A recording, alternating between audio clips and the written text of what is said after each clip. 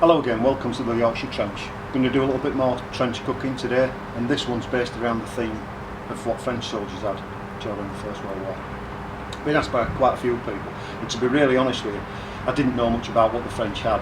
But having looked into it, it's not that dissimilar from what the British had. A couple of bits and pieces that are different. But today we're going to do something called, what they call la soupe, which is basically a ratatouille. And as we go further into it, I'll tell you the differences between what they would have actually, what the actual recipe is and what they would have actually had. Because looking at it, they would have changed the recipe to suit the provisions that got at the time. So I'm going to start off basically doing the chopping of what would be a traditional ratatouille in France. Right, these are the basic ingredients that I'm going to use today. You've got eggplant, or aubergine, courgette, onion, an oxo cube, or what they would have called bouillon, and you've got herb de Provence.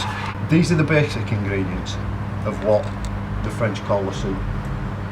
However, having looked at it, they would have used potatoes, they would have used carrots, they would have used anything that they could have got from the local farmers. At the beginning of the First World War in France, there were 5.4 million farmers. But as the front moved, 2.5 million hectares of land that the French used to use for farming became under German control. So a lot of the time they had to substitute a lot of the vegetables and things that they used for potatoes, which at the time the French weren't as fond of potatoes as they've become since. So you can use any different type of veg if you want to do. The only other thing that you've got, of course, is a tin tomato. You can also use plum tomatoes that you just plunge into boiling water and peel yourself and de-seed. You can use that.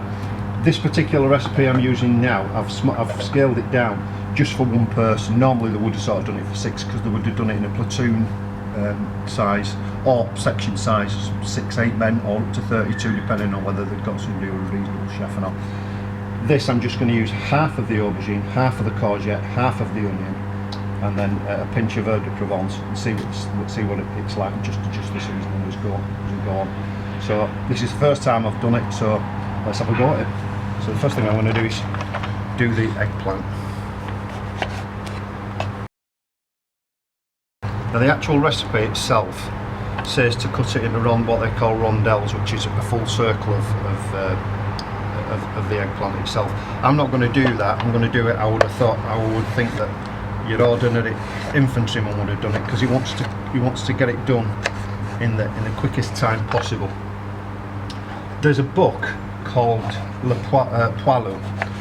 Poilu is the name of a French infantryman, and basically all it means is the hairy one in French. And it's by a bloke called Louis Barthas, and he's one of the very, very few French other ranks, ordinary ranks up to officer, who actually wrote anything on the First World War.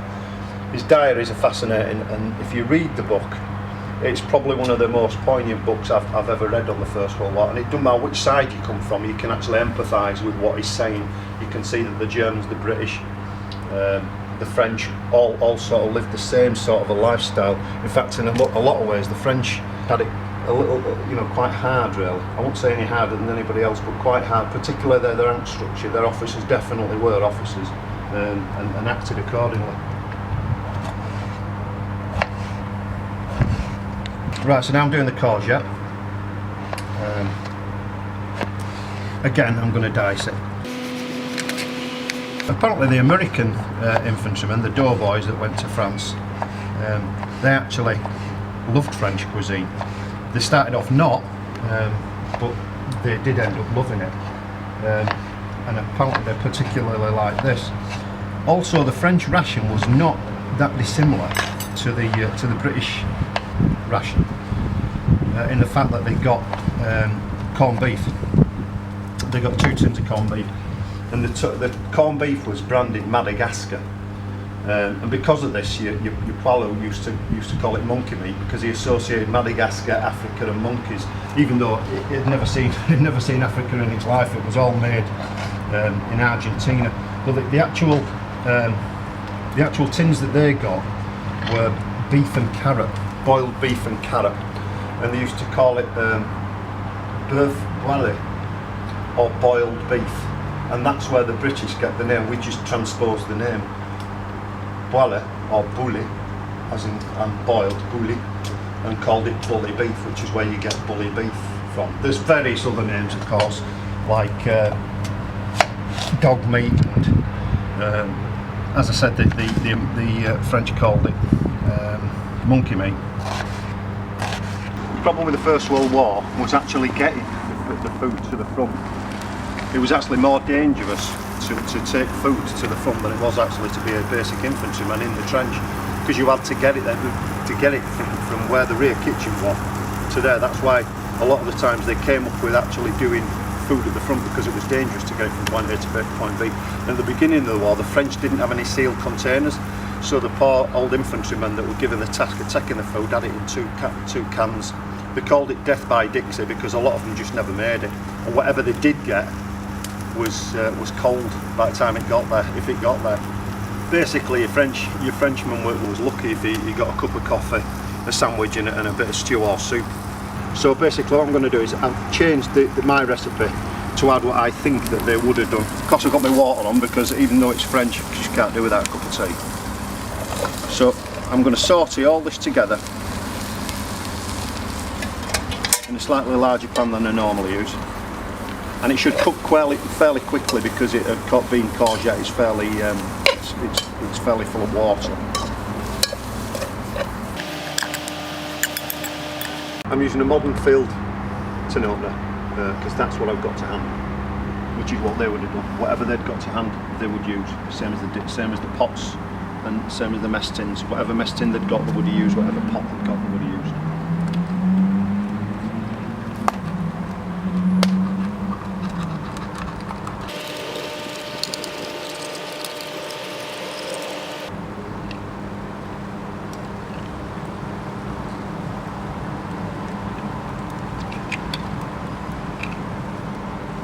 Watch your fingers. And I'm going to add about a quarter of a tin to the mix. Or slightly more.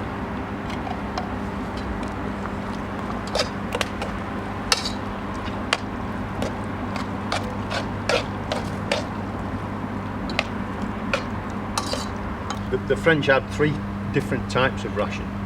They had like a ration that you'd have had in garrison or in barracks. They had a ration that you would have had up front, then they would have had what we called an iron ration. And also they did do a hardtack. Quite a few of the French bakeries were put over, the same as the British ones were, to doing a hardtack biscuit. And of course they had all the veg that they could muster. Also the French had wine that they used to get a certain amount each day, half a litre a man per day. And they also used to roughly get 2 ounces of liquor of some sort. Quite a lot of the times it'd be brandy. Of course the British used to get similar with a 2 ounce rum ration.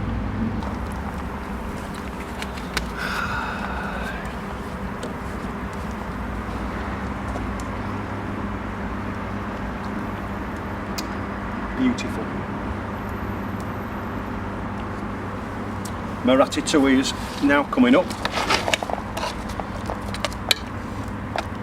Our ratatouille with its little bit of corned beef in is now finished cooking. That's roughly taken 30 minutes to get to that particular point. It's simmered. I haven't had a great deal of wood on, so it's simmered and not boiled. So I'm going to have a try of it now, see what it tastes like. It does look fairly different to what the British corned beef stew was, but I'll try it anyway.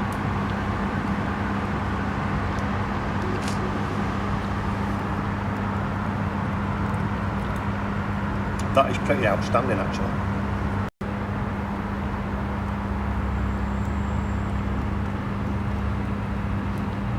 I can imagine that would be quite nice cold as well, to be honest with you. I think it would have been nicer than an all-in stew cold. That would have made a nice dish.